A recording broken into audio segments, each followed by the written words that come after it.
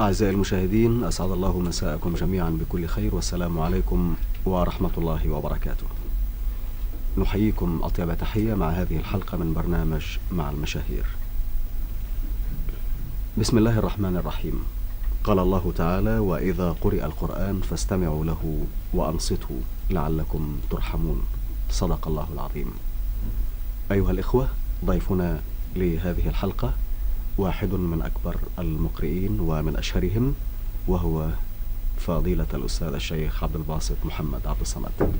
أستاذ عبد الباسط، أهلا وسهلا ومرحبا. نرحب فيك جدا في هذه الحلقة من برنامج مع المشاهير. أهلا وسهلا بك. كده في عندنا شوية أسئلة أرجو أنه يتسع لها صدرك ونستطيع أن نأخذ منها الإجابات. أهلا وسهلا. أستاذ عبد الباسط، أين ولدت ومتى أنست من نفسك ميل لقراءة القرآن الكريم والتجويد فيه؟ أنا ولدت في مدينة أرمنت. نعم. بالصعيد. نعم.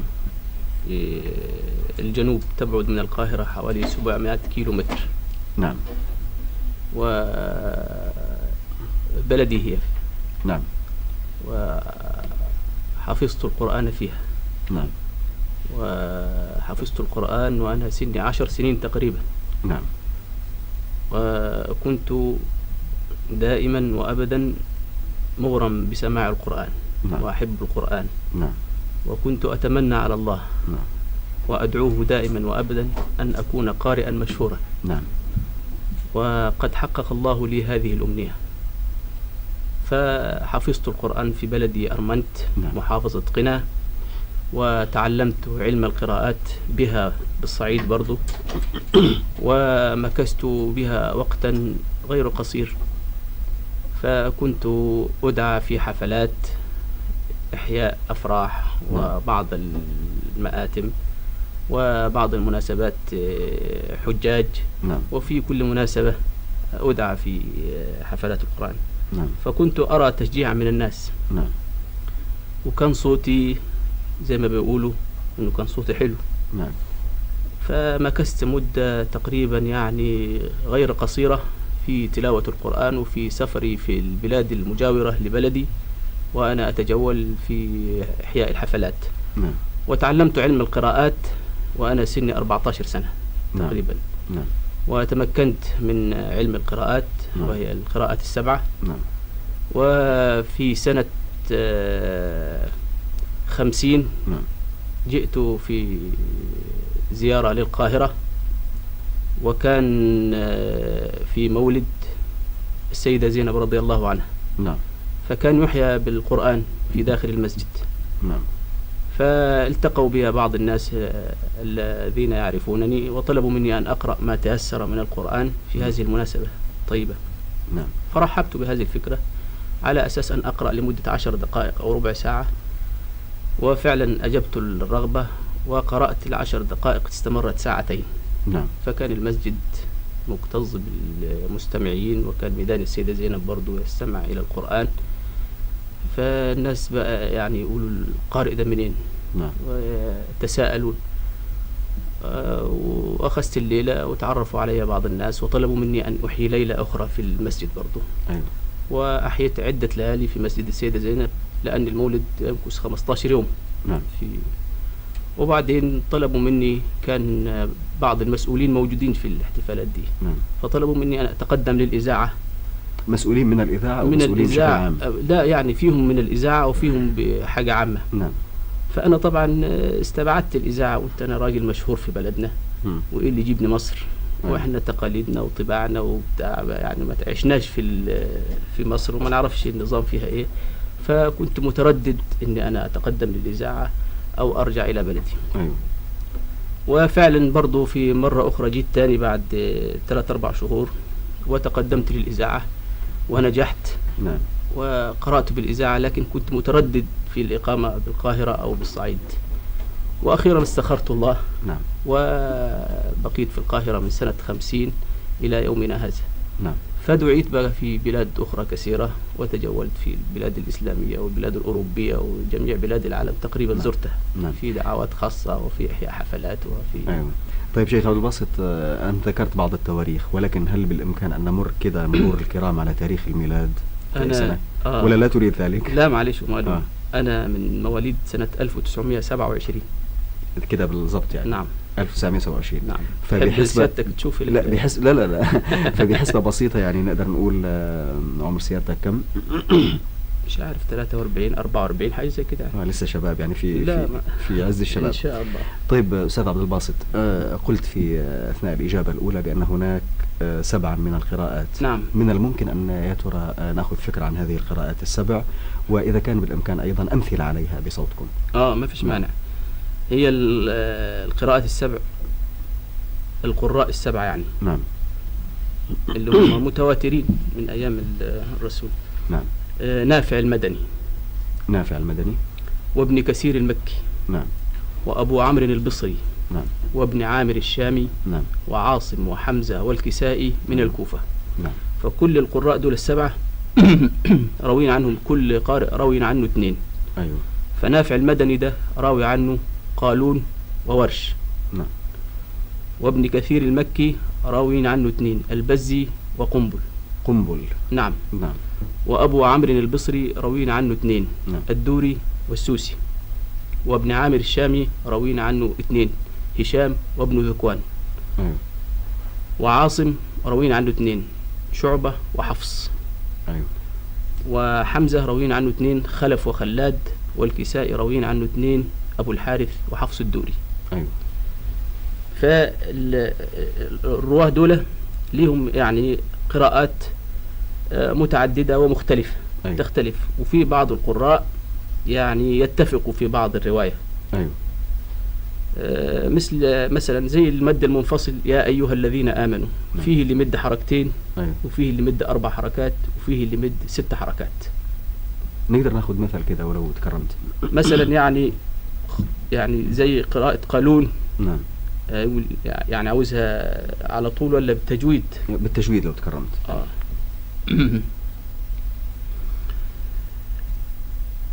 أعوذ بالله من الشيطان الرجيم. بسم الله الرحمن الرحيم.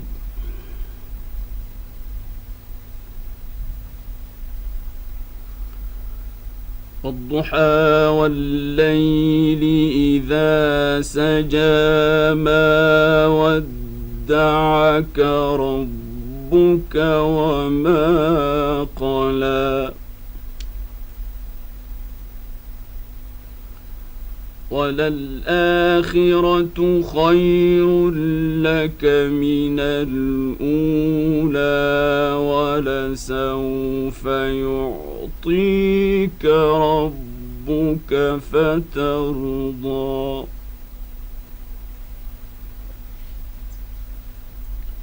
دي رواية حفص. نعم. وفي أغلب القراء يعني بيتفقوا معاه فيها. أيوة. أو أغلب الرواة. نعم. الرواية الثانية اللي هجيبها بقى برواية أخرى. أيوة. هي رواية ورش. أيوة. بسم الله الرحمن الرحيم. والضحى والليل إذا سجى ما ودعك ربك وما قلى وللآخرة خير لك من الأولى ولسوف يعطيك ربك فترضى. دي رواية ورش. نعم. والرواية اللي هقولها دلوقتي الثانية رواية حمزة. أيوة. أو قراءة حمزة. نعم. صح. والضحى والليل إذا سجى ما ودعك ربك ربك وما قلي وللآخرة خير لك من الأولى ولسوف يعطيك ربك فترضي صدق الله العظيم. دي قراءة حمزة. جميل جدا. أستاذ عبد الباسط، يحدث مثلا بأنك أثناء قراءة إحدى الصور مثلا تأتي على هذه الأنواع مع بعض عندما يكون هناك جمهور مثلا ومتجاوب مثلا هذه الصورة بالذات نعم. والضحى والليل إذا سجد، نعم. تقرأها مثلا بقراءات مختلفة في وقت واحد؟ بس مش في نفس واحد. لا مش في نفس واحد. لا أقرأها بقراءات متعددة. لا أقصد في وقت واحد، يعني أقصد لنفرض بأنك في مسجد وتقرأ، هل تمر على هذه السورة وأنت وتقرأها بكل هذه الألوان في وقت واحد يعني؟ ما فيش مانع. يحدث ذلك. نعم يحدث. متى مثلا؟ عندما يكون الجمهور يطلب أو لا، ما هي على كل حال دي أولا قراءات متعلمها أنا. نعم. وفي ناس بتحب أن تسمع القراءات المتعددة دي. أيوة. لكن من ملاحظتك الشخصية أي أنواع القراءات يفضلها السامع؟ يعني والله هو في بعض البلاد، نعم، يعني مثلا في بلاد المغرب بيقرؤون برواية ورش. أيوة. لهجات، يعني لهجتهم هناك رواية ورش. أيوة. فالواحد بيبقى حريص يقرأ لهم باللهجة بتاعتهم. أيوة. في السودان نعم. تلاقي مثلا قراءة أبو عمرو. نعم. فالواحد بيقرأ لهم برضو بقراءة أبو عمرو. أيوة. في بلادنا هنا في البلاد العربية مثلا الكويت والسعودية والكويت والبلاد المشرق يعني. المشرق. نعم. بيقرأوا قراءة أو رواية حفص. أيوة. اللي هي الماشي على طول. يستسيغون رواية حفص. وفي بعض البلاد تحب تسمع بقى روايات متعددة. أيوة. جميل. طيب أستاذ عبد الباسط، معليش ولو سألناك سؤال شخصي كده شوي، أول أجر تقاضيته وآخر أجر وأكبر أجر؟ والله دي حاجات بقى الواحد فينا ما بيحبش يعني يتكلم فيها لأنها دي بتكون يعني زي سر بينه وما بين صاحب الدعوة أو صاحب البتاع. فالأجر ده بقى الإنسان بياخده كده. طيب نحن نطلع من سرية الموضوع على أساس مش هنسمي مين صاحب الدعوة ومين، إنما نذكر كده أسماء، بلاش أسماء، نذكر أرقام. لا، والأرقام ما بيدعي برضو لذكرها لأن ده يعني بيعتبر الإنسان ده حاجة يعني حاجة سرية وحاجة يعني زي ما يكون الواحد ما خصوصا حاجة القرآن دي بالذات. طيب بلاش نحدد أرقام. ممكن نقول رقم تقريبي يعني مش تحديد بالضبط. في حدود مثلا كم؟ لا يعني بس يعني ولا نطلع من السؤال ده؟ ما في داعي عشان يعني حتى الضرائب ونحاسب عليها الحاجات. طيب أستاذ عبد الباسط، أيضا هناك سؤال آخر قد يكون يعني سؤال شخصي إلى حد ما، ولكن يخيل لي أنه دائما الإنسان المشهور، نعم، جمهور المشاهدين يحب أن يعرف عنه شيء حتى من ناحية الخصوصيات. نعم. من الملاحظ بأنك من أوسم المقرئين وهناك إجماع على ذلك، هل يسبب ذلك لك حرج على صعيد إعجاب الناس لك أو رسائلهم أو تصرفاتهم حيالك؟ والله على كل حال طبعا الشهرة دي لها متاعب. نعم. لازم الإنسان يعني يتجاوب ويتحمل بقى المتاعب دي في سبيل رضاء الناس على قدر الإمكان. نعم، يعني أقصد هل تتجاوب مع إعجاب الناس؟ طبعا، لأنه في ناس بتبعت لي رسائل كثيرة عاوزين صور، فببعت لهم صور. أيوة. في بلاد كثيرة متعددة. نعم. وبلغات كثيرة متعددة. أيوة. فطبعا بأكون عند حسن ظنهم بي. أيوة.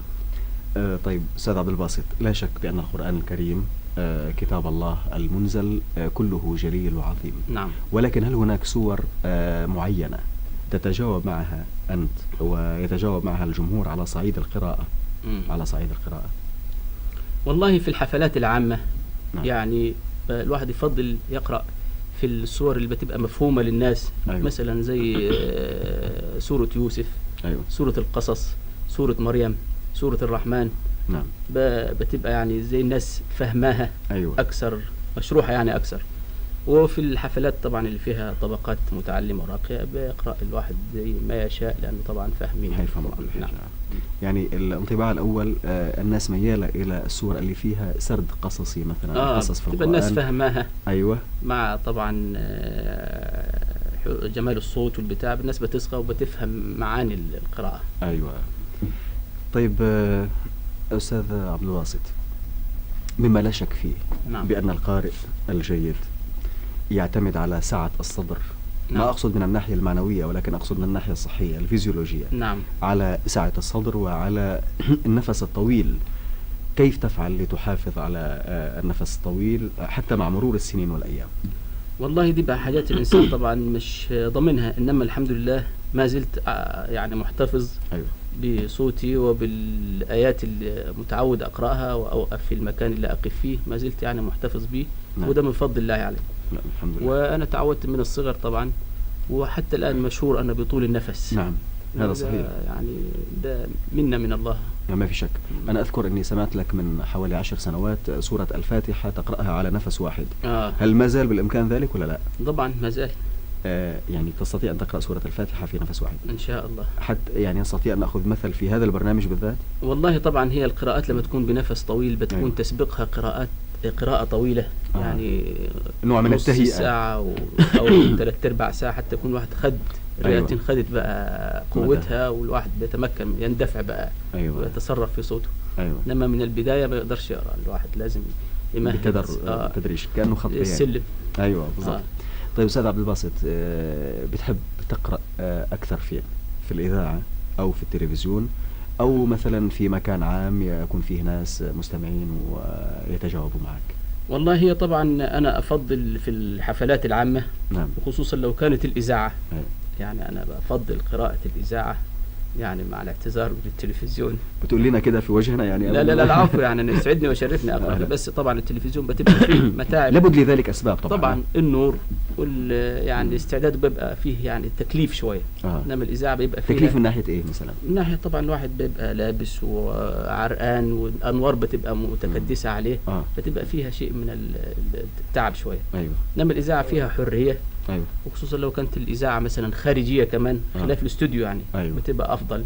أيوة. أمام الجمهور، والواحد يفضلها أحسن من أيوة. طيب أستاذ عبد الباسط، كم لك من الأولاد؟ وهل يا ترى فيهم أحد مثلا يحب أن يكون مثل أبيه قارئ جيد؟ هم والله يتمنوا أن يكونوا مثل أبيهم، لكن طبعا دلوقتي هم في التعليم وفي المدارس. نعم. وأنا عندي 10 أولاد. نعم. 3 بنات و7 ذكور. أكبرهم كم عمر؟ الذكور أنا أول ما يعني جوني البنات في الأول. نعم. 3 بنات في الأول. نعم. وبعد كده جوني الذكور ورا بعض. نعم. فأول الذكور جوني توأم مع بعض الاثنين. أيوة. محمد وجمال، فهم دلوقتي في الثانوية العامة الاثنين ماشيين مع بعض. أيوة. لهم أصوات جميلة؟ والله بعض الأحيان وأنا داخل كده في البيت على حين غفلة ألاقيهم بقى إيه يعني بيدندنوا بيقروا بتاع. نعم. ويعني بشجعهم على القراءة. تتصور بأنه ممكن في المستقبل يكونوا إن شاء الله أدعو الله لهم ذلك إن شاء الله. طيب أستاذ عبد الباسط، من المقرئين من يعجبك أكثر ما يعجبك؟ والله أنا كل إخواني القراء طبعا أحب أسمعهم. هذا طبعا ده جواب دبلوماسي أنا متوقعه، ولكن أريد تسمية محددة في الواقع لقارئ يعجبك أكثر من الآخرين وليش؟ والله أنا طبعا يعني كل واحد ليه يعني. أنا كنت يعني أحب أسمع الله يرحمه الشيخ محمد رفعت. أيوة. ما شفتوش يعني أنا شخصيا، إنما كنت أسمعه في بلدنا عن طريق الإذاعة زي الراديو. نعم. والمرحوم الشيخ الشعشاعي. أيوة. وزميلنا أخونا الشيخ مصطفى برضو، والشيخ محمود البنا بنحب يعني نسمعهم كلهم. أيوة. طيب ما ناخذ اسم واحد ولا في حرج؟ لا والله على كل حال يعني كلهم خير وبركة وكلهم يعني أحب أسمعهم. طيب صلات الصداقة مع مين أكثر ما ترى؟ مع الشيخ مصطفى إسماعيل أكثر ما ترى. نعم. هو نعم. طيب أستاذ عبد الباسط،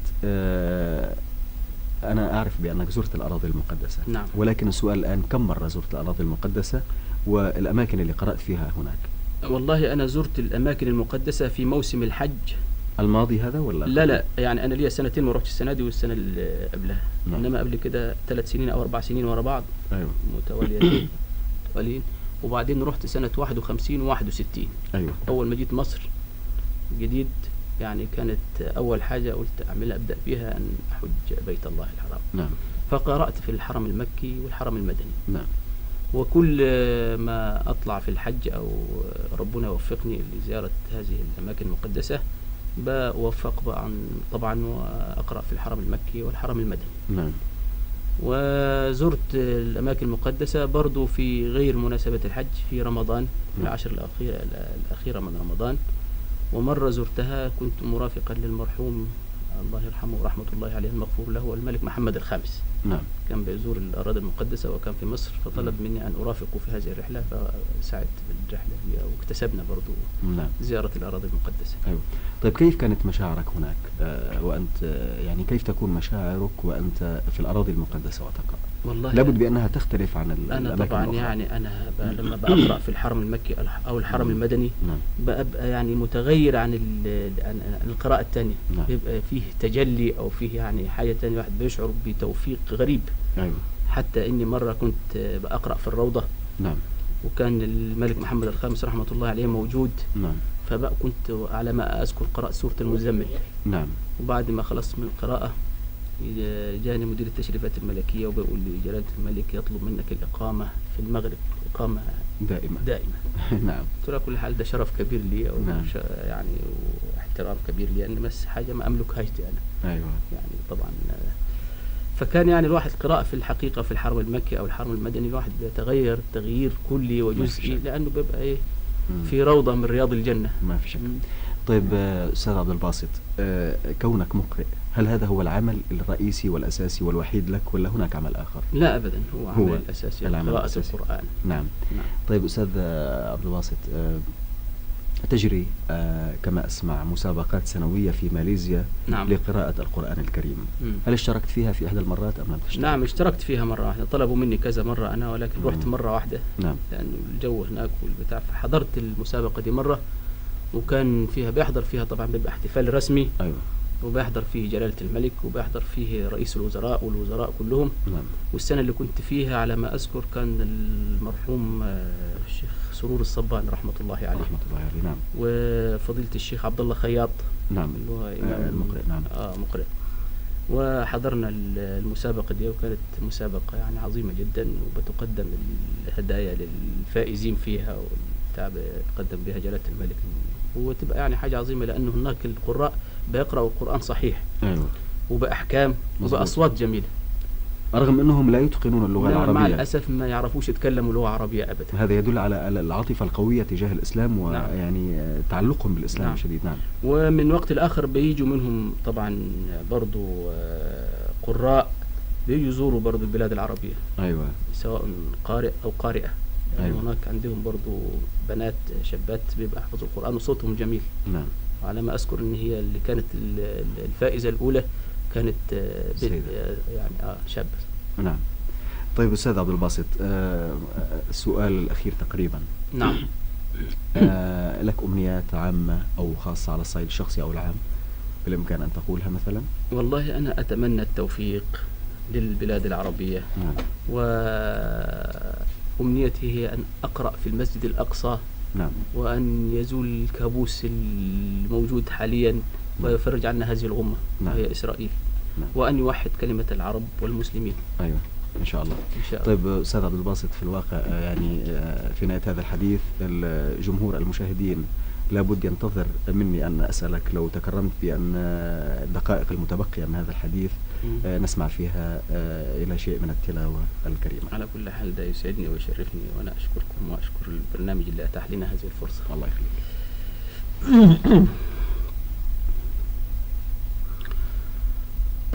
أعوذ بالله من الشيطان الرجيم.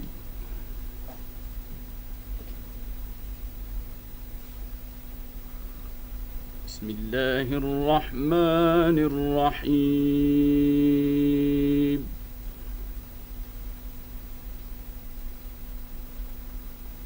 واعتصموا بحبل الله جميعا ولا تفرقوا.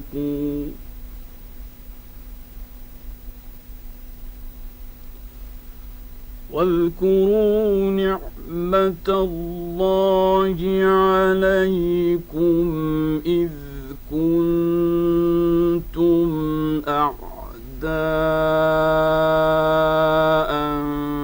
فألف بين قلوبكم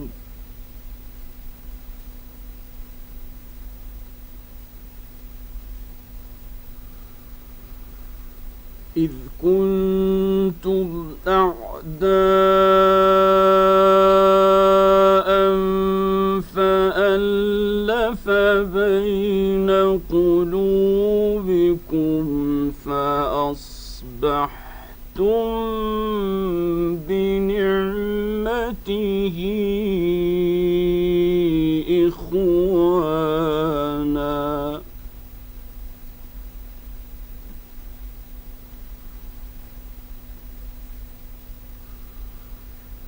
وكنتم على شفا حفرة من النار فأنقذكم منها كذلك يبين الله لكم آياته لعلكم تهتدون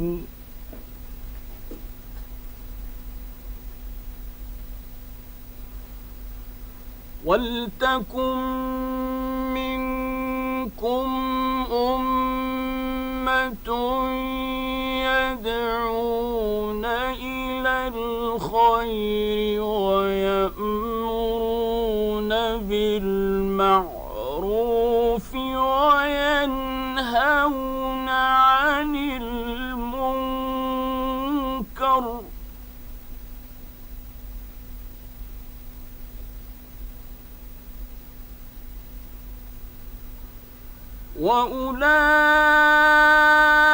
وأولئك هم المفلحون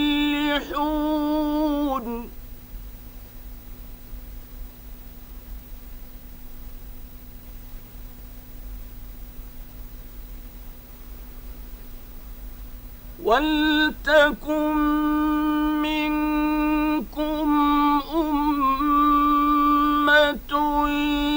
يدعون إلى الخير ويأمرون بالمعروف وينهون عن المنكر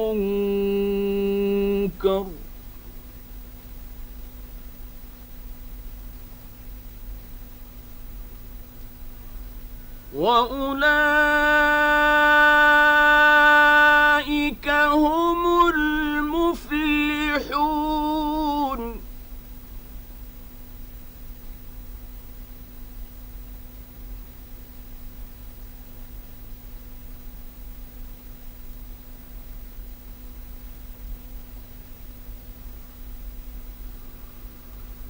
ولتكن منكم أمة يدعون إلى الخير ويأمرون بالمعروف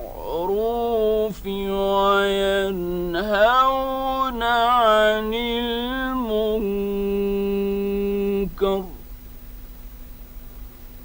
وأولئك هم المفلحون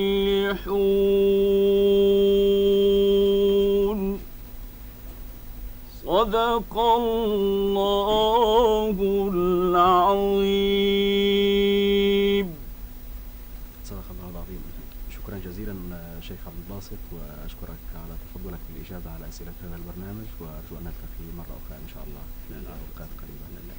أيها السادة، نشكر فضيلة الشيخ عبد الباسط محمد عبد الصمد، ونشكر لكم مشاهدتكم هذه الحلقة، وإلى اللقاء.